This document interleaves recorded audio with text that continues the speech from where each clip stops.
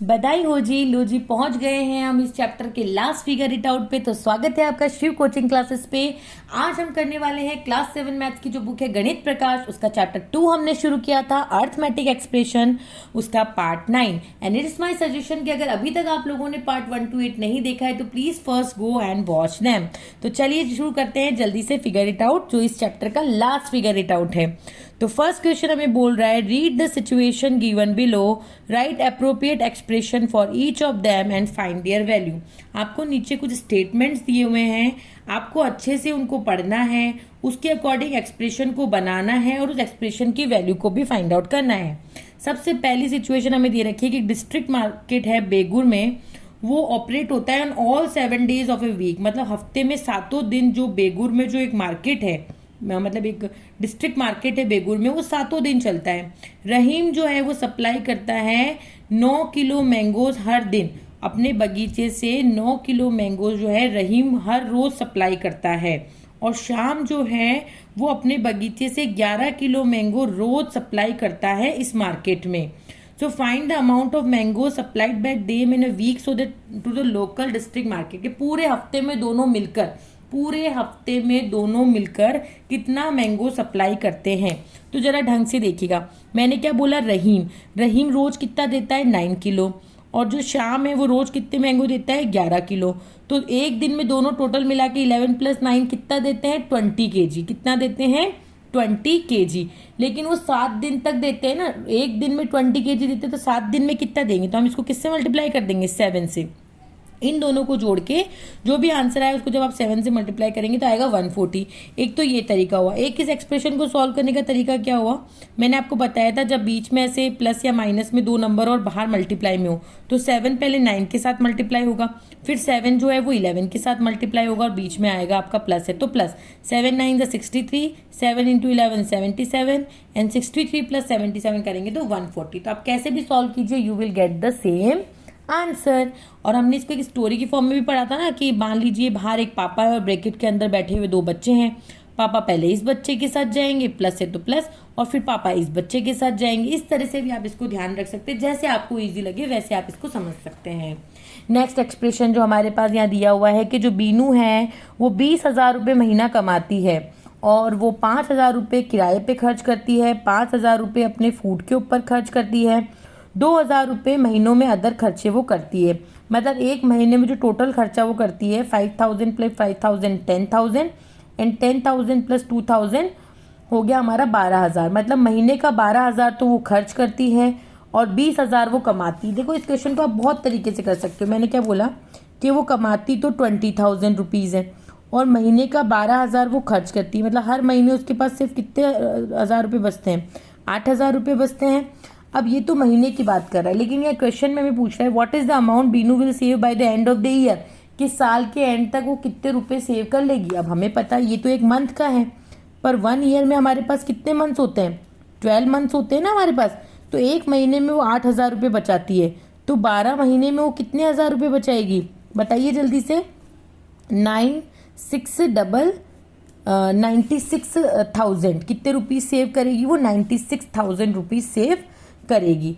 तो होप आपको ये समझ में आया होगा। लेकिन अगर मैं इसको एक्सप्रेशन, ये तो मैंने आपको एक बता दिया, अब आप इसको लिखेंगे कैसे, देखिए अब आप इसको ऐसे लिखेंगे कि भाई 5,000 रुपये तो वो खर्च करती है रेंट के ऊपर, 5,000 रुपये फूड के ऊपर और 2,000 रुपये अपने दूसरे खर्चे। तो इन सबको टोटल करके आप 12 से कर देंगे मल्टीप्लाई। क्या कर देंगे, 12 से कर देंगे मल्टीप्लाई, कि मतलब कि टोटल जो है ना, टोटल वो 1,44,000 रुपीज खर्च कर देती है। कहाँ पर, मतलब पूरे साल में वो इतना खर्चा करती है। पर पूरे साल में वो कमाती कितनी, एक महीने में 20,000 कमाती है, तो एक साल में कितना कमाएगी, 20,000 × 12 करेंगे, क्योंकि एक साल में 12 महीने होते हैं। एक महीने में 20,000 कमाती है तो 12 मंथ्स में 12 × 20,000 यानी कि 2,40,000 वो कमाती है और 1,44,000 वो खर्च कर देती है। तो आप इसको 2,40,000 में से अगर 1,44,000 को माइनस करेंगे तो यू विल गेट 96,000। आप ऐसे भी इसको सॉल्व कर सकते हैं, आप इस हिसाब से भी सॉल्व कर सकते हैं कि महीने का 20,000 कमाती है और हर महीने 12,000 वो खर्च करती है, तो हर महीने 8,000 बचाती है। इस तरह से 12 महीने में वो कितना बचा लेगी, एक महीने में 8,000 बचा रही है तो 12 महीने में वो 96,000 बचा लेगी। जो मेथड, जो तरीका आपको अच्छे से समझ में आए, जो आपको सही लगे आप वो कर सकते हैं, but you will get the same answer अगर आपका प्रोसीजर ठीक है तो। अब सी क्वेश्चन बोल रहा है ड्यूरिंग द डे टाइम एक स्नेल है जो एक पोस्ट पे 3 सेंटीमीटर दिन में तो चढ़ता है बट रात के टाइम वापस से 2 सेंटीमीटर नीचे स्लिप हो जाता है। मतलब रोज का उस स्नेल का काम है कि वो 3 सेंटीमीटर तो ऐसे ऊपर चढ़ता है बट रात को वो क्या होता है, नींदों में वापस से 2 सेंटीमीटर नीचे स्लिप हो जाता है। तो मैं अगर ढंग से कैलकुलेशन देखूँ तो 3 सेंटीमीटर चढ़ रहा है, 2 सेंटीमीटर नीचे आ रहा है, मतलब एक दिन में सिर्फ वो 1 सेंटीमीटर ही चढ़ पा रहा है ना ऊपर। तो जो पोस्ट है वो 10 सेंटीमीटर हाई है, क्योंकि वो उसको उस पोस्ट पे या ऊपर इसलिए जाना है क्योंकि वहाँ पे उसके लिए एक डिलीशियस ट्रीट जो है वो रखी हुई है और उसको वो खाना है। पर रोज का उसका सीन है कि वो 3 सेंटीमीटर ऊपर जा रहा है और 2 सेंटीमीटर वापस स्लिप होके नीचे आ रहा है, तो 1 सेंटीमीटर ही एक दिन में चढ़ पा रहा है। और उसकी जो पोस्ट है वो 10 सेंटीमीटर ऊपर है, तो उसको वहां तक जाने में कितने दिन लगेंगे, ऑब्वियस सी बात है, आप खुद देखिए 3 सेंटीमीटर रोज चढ़ रहा है, ठीक है, और 2 सेंटीमीटर वो नीचे उतर रहा है, और उसकी जो पोस्ट है वो कितनी हाई है, 10 सेंटीमीटर हाई है ना। कितनी सेंटीमीटर हाई है, 10 सेंटीमीटर हाई है।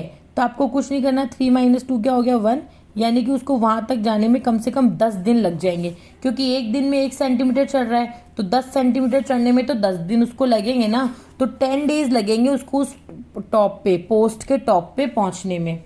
होप आपको ये समझ में आया होगा। नेक्स्ट क्वेश्चन है हमारे पास कि मेलविन जो एक 2 पेज की स्टोरी रोज पढ़ता है, सिर्फ ट्यूसडे और सैटरडे को नहीं पढ़ता। अब हमें पता है कि हफ्ते में कितने दिन होते हैं, हफ्ते में हमारे पास 7 डेज होते हैं। कितने डेज होते हैं हफ्ते में हमारे पास, 7 डेज।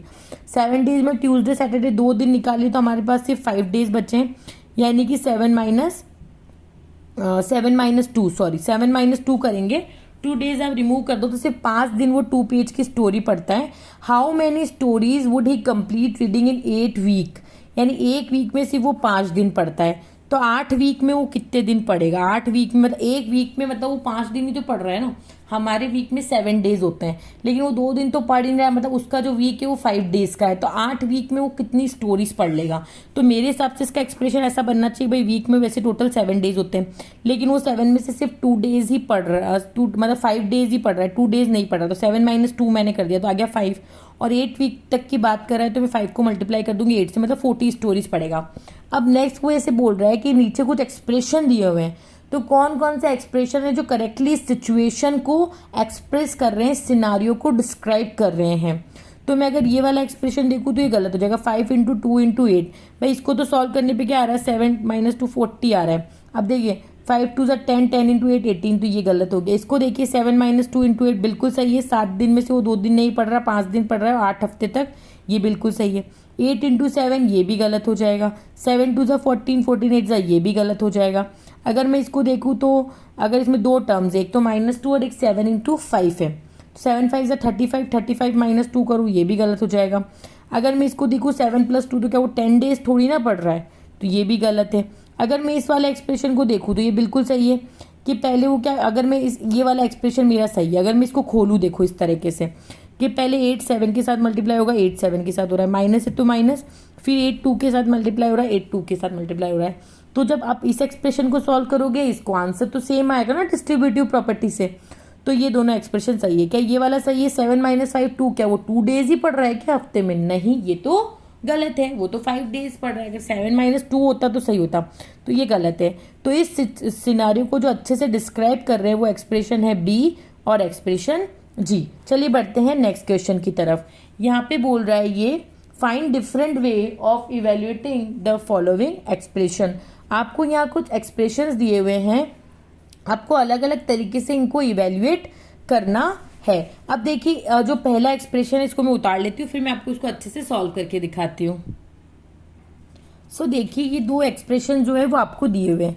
अब इसको आप एक तो इस तरीके से सॉल्व कर सकते हैं कि आप इसमें से टर्म्स निकालिए। देखिए इसमें एक टर्म होगी 1, एक टर्म होगी हमारे पास -2, एक टर्म होगी हमारे पास 3, एक होगी -4, एक टर्म होगी हमारे पास 5, एक होगी -6, एक 7, एक होगी -8, एक होगी 9 और एक होगी -10। तो आप इन टर्म्स को अलग अलग ऐड करें, है ना। एक तरीका तो आपके पास ये हो सकता है।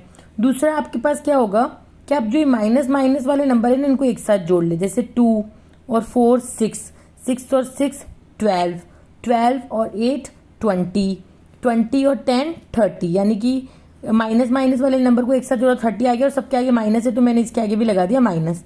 अब आप प्लस प्लस वाले नंबर को एक साथ जोड़ो 1 + 3 4, 4 + 5 9, 9 + 7 16, 16 + 9 25। तो ये प्लस का था तो इसके आगे प्लस लगाने की जरूरत नहीं है, प्लस का ही नंबर होगा। अब आप देखिए ये प्लस और ये माइनस, प्लस माइनस क्या होता है माइनस, तो 30 में से 25 गया है तो 5, लेकिन दोनों में से बड़ा 30 है, 30 के आगे माइनस तो यहाँ आ गया आपका -5। एक तो आप इस तरह से इसको सॉल्व कर सकते हैं और एक आप इस तरह से अलग अलग टर्म्स को निकाल करके सॉल्व कर सकते हैं कि जैसे पहले 1 में से -2 किया तो क्या बचा -1, फिर -1 में +3 किया तो बचा +2, फिर +2 में -4 किया तो -2, -2 में +5 किया। इस तरह से आप करेंगे, -2 में आपने +5 किया तो क्या आएगा +3, +3 में -6 किया तो -3, -3 में +7 करेंगे तो उसके बाद आएगा +4, +4 में -8 करेंगे आप तो क्या आएगा -4, -4 में +9 करेंगे तो क्या आएगा आपके पास +5, और +5 में -10 करेंगे तो आएगा -5।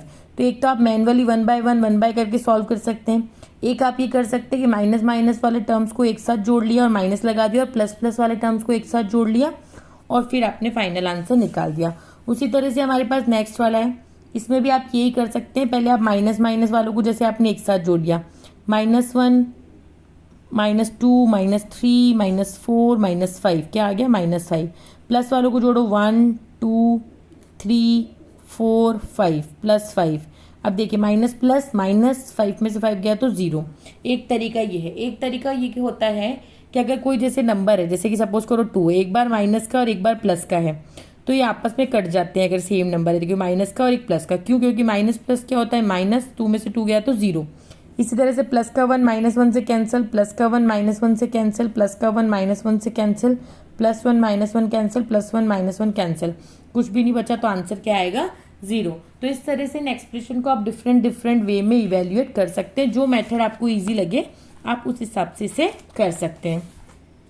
नेक्स्ट क्वेश्चन है हमारे पास, compare the following pair of expression using the greater than, less than or equals to or by reasoning. कि मतलब आपको इन एक्सप्रेशन को सॉल्व करना है और बताना है कि कौन सा एक्सप्रेशन बड़ा है, कौन सा छोटा है, कौन सा इक्वल है। रीजनिंग आपको इसमें यूज करनी है, नोशन ऑफ टर्म्स और ब्रैकेट्स वगैरह यूज कर सकते हैं, सॉल्व नहीं करना। देखिए पहला वाला अगर मैं एक्सप्रेशन देखूं तो यहाँ 49 - 7 + 8 है, यहाँ भी 49 - 7 + 8, मतलब सेम टू सेम है, कुछ भी ना कोई ब्रैकेट वगैरह कुछ नहीं है, तो इनका आंसर इक्वल ही आएगा।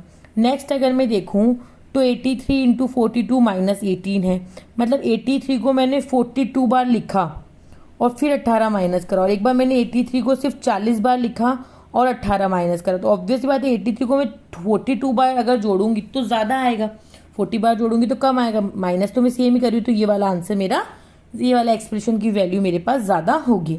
नेक्स्ट क्वेश्चन है 145 - 17 × 8, 145 - 17 × 6। इसमें हम टर्म्स देखते हैं, एक टर्म है हमारे पास 17 × 8, इसमें है 17 × 6 और 145, और इसमें है 145। दोनों को ही हमें 145 पे से माइनस करना है, लेकिन इसको 17 को 6 बार लिखना है, 17 को 6 बार लिखना है और फिर 145 में से माइनस करना है, और यहाँ 17 को 8 बार लिखना है, तो सम भी ज़्यादा आएगा। 17 को 8 बार जोड़ोगे तो ज़्यादा वैल्यू आएगी, और इसमें से ज़्यादा माइनस करोगे तो कम बचेगा, और 17 को आप 6 बार लिखोगे तो इससे तो कम वैल्यू आएगी, और इसमें से अगर आप कम माइनस करोगे 145 में से, एक तो 17 को 8 बार लिखो, 17 8 से ज़्यादा होगा तो इसमें से ज़्यादा माइनस करोगे तो कम बचेगा, 17 6 से कम होगा तो इसमें से कम माइनस करोगे तो ज़्यादा बचेगा, तो इस एक्सप्रेशन की वैल्यू हमारे पास ज़्यादा आएगी। नेक्स्ट एक्सप्रेशन है हमारे पास 23 × 48 - 35। बच्चे जल्दी जल्दी में क्या करते हैं, सब कुछ सेम है, ब्रैकेट में देखते हैं और इक्वल्स टू लगा देते हैं, और वहाँ आपका आंसर हो जाएगा गलत। अब आपको यहाँ पे क्या करना है, अगर आप ढंग से देखें तो यहाँ ब्रैकेट लगा हुआ है, तो पहले आप ब्रैकेट सॉल्व करेंगे। 48 में से 35 जाएगा तो बहुत कम नंबर आपके पास बचेंगे, और जो कम नंबर बचेंगे तो 23 को आपको उतनी बार लिखना है, लेकिन यहाँ पे क्या है, आपको 23 को 48 टाइम्स तो पहले लिखना है और सिर्फ उसमें से 35 माइनस करना है। तो ऑब्वियस ही बात है, यहाँ तो 23 को आप बहुत कम टाइम लिख रहे हैं, या 23 को 48 टाइम्स जोड़कर फिर उसमें से 35 माइनस करना है सिर्फ, तो ये वाली वैल्यू ज़्यादा होगी। नेक्स्ट क्वेश्चन है 16 - 11 × 12। तो अगर मैं इसको इस तरह से देखूं तो 12 जो है वो 16 के साथ मल्टीप्लाई होगा, हाँ हो रहा है, 12 जो है वो -11 के साथ मल्टीप्लाई होगा, हाँ हो रहा है। तो ये एक्सप्रेशन को अगर मैं सॉल्व करूंगी दोनों तरफ तो आंसर मेरे पास सेम आएगा, क्योंकि यहाँ पे डिस्ट्रीब्यूटिव प्रॉपर्टी लग रही है, मैंने आपको बहुत बार बताई है। नेक्स्ट क्वेश्चन जो है हमारे पास 76 - 53 इंटू 88 है, और यहाँ 88 इंटू 53 - 76 है। तो 76 में से 53 जाएगा तो कुछ नंबर बचेगा, और 88 को हमें उतनी बार लिखना है, और 53 में से 76 जाएगा तो नंबर तो उतना का उतना ही बचेगा, लेकिन माइनस का बचेगा, क्योंकि माइनस का, तो माइनस को जब इससे मल्टीप्लाई करेंगे तो आंसर भी माइनस का आएगा, और इधर प्लस का आएगा। तो प्लस का नंबर हमेशा माइनस के नंबर से बड़ा होता है। तो मैंने अंदाज लगा लिया, रीजनिंग यूज कर ली कि यहाँ पे इस एक्सप्रेशन की वैल्यू इस एक्सप्रेशन से ज्यादा होगी। नेक्स्ट जो मेरे पास जी वाला क्वेश्चन है 25 इंटू 42 प्लस 16, 25 इंटू 43 प्लस 15। अब ढंग से देखिएगा, दोनों तरफ 25 मल्टीप्लाई हो रहे हैं, यहाँ 42 से एक बढ़ गया 43, तो यहाँ 16 से एक कम हो गया 15, यानी एक नंबर तो यहाँ बढ़ गया, तो यहाँ प्लस करने में एक नंबर कम हो गया। कहने का मतलब यहाँ 42 से 43 हो गया +1 हो गया, और यहाँ 16 से 15 हो गया -1 हो गया, तो प्लस माइनस जीरो, मतलब बिल्कुल नेगलेक्ट हो गया इफेक्ट। तो चाहे आप इधर वाला सॉल्व करो या इधर वाला सॉल्व करो, आंसर सेम है। इन दोनों को जो जोड़ोगे वही जोड़ने पे इन दोनों को जोड़ने पे भी 58 आएगा, और इन दोनों को जोड़ने पे भी 58 आएगा, और 58 इंटू 25, 25 इंटू 58, आंसर सेम ही होगा। कॉम्यूटेटिव प्रॉपर्टी हमने पढ़ी है कि 2 3 भी 6 होता है, 6 3 भी 2 3 6 होता है, और 3 2 भी 6 होता है। उसी तरह से 25 इंटू 58 करो या 58 इंटू 25 करो, answer will be the same. वैसे तो इसमें 25 इंटू ही हो रहा है, बट एक कॉन्सेप्ट और मैंने आपको एक्स्ट्रा समझा दिया। नेक्स्ट क्वेश्चन है 36 इंटू 28 - 16 और 35 इंटू 27 - 15।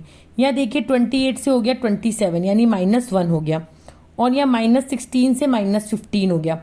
अब बताइए -16 बढ़ा है या -15? -15 बढ़ा है ना, तो -16 से -15 हो गया, यानी यहाँ पे +1 हो गया, यहाँ पे माइनस हो गया और यहाँ पे प्लस हो गया, तो दोनों इफेक्ट हमारे कैंसिल हो गए। यानी 28 में से 16 अगर जाएगा तो भी हमारे पास जो है वो 12 ही बचेगा। ठीक है, 12 भी बचेगा ना, हाँ। 28 में 16 जाएगा तो भी 12 बचेगा, और 27 में से 15 जाएगा तो भी 12 ही बचेगा, दोनों तरफ बराबर है। लेकिन यहाँ पे क्या है, 35 को 12 बार लिखना और एक 36 को 12 बार जोड़ना। एक तो 35 को आप 12 बार जोड़ेंगे और एक 36 को आप 12 बार जोड़ेंगे, तो ऑब्वियसली बात है 36 को 12 बार जोड़ेंगे तो आंसर ज्यादा आएगा, तो इस वजह से इस एक्सप्रेशन की वैल्यू मेरे पास ज्यादा आएगी। तो इस तरह से रीजनिंग को यूज करते हुए देखिए, ज्यादा मैंने पेंसिल नहीं चलाई, ज्यादा मैंने कैलकुलेशन नहीं करी, और मैंने इन एक्सप्रेशंस को बता दिया कि कौन से एक्सप्रेशन की वैल्यू ज्यादा होगी, किसकी कम होगी और किसकी वैल्यू इक्वल होगी। तो चलिए बढ़ते हैं अगले क्वेश्चन की तरफ। 5th क्वेश्चन हमें बोल रहा है, ये भी देखिए 6 क्वेश्चन होगा, गलती से यहाँ 5th नंबर डल गया है। 5th क्वेश्चन हमें बोल रहा है, identify which of the following expression are equal to the given expression without computation. You may rewrite the expression using terms or removing brackets. There can be more than one expression which is equal to the given expression. कि आपको identify करना है कि कौन सा expression, जो ये given एक हमको एक्सप्रेशन, इस एक्सप्रेशन के और जो ये दूसरा एक्सप्रेशन दे रखे इस एक्सप्रेशन के बराबर, और ये कौन कौन से एक्सप्रेशन है।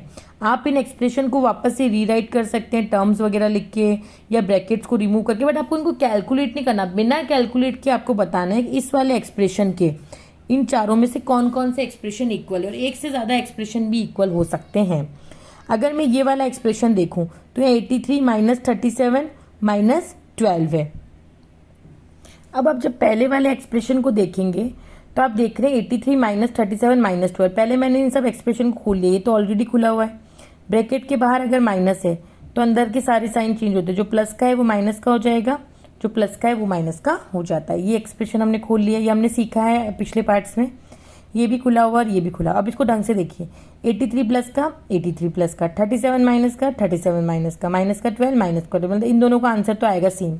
अब इसको अगर आप देखेंगे 83 83, 37 की जगह हो गया 38 और 12 की जगह हो गया 13, मतलब दोनों के दोनों अगर आप यहाँ देख रहे हैं ना तो ये भी बढ़ गया। देखिए 37 से ये क्या हो गया है, माइनस के 37 से माइनस का 38 हो गया, यानी कि यहाँ -1 हो गया। अगर मैं ढंग से देखूँ तो 37 बढ़ा है या 38 बढ़ा है, 37 बढ़ा था तो ये एक कम हो गया, और यहाँ पे भी -12 से -13 हो गया है। मतलब आपको 12 से 13 मत देखिए, माइनस में तो 12 बड़ा होगा ना, 13 छोटा था, तो यह -1 यानी -2, यानी कि यहाँ पे तो -2, मतलब कि ये वाला एक्सप्रेशन इसके इक्वल नहीं होगा।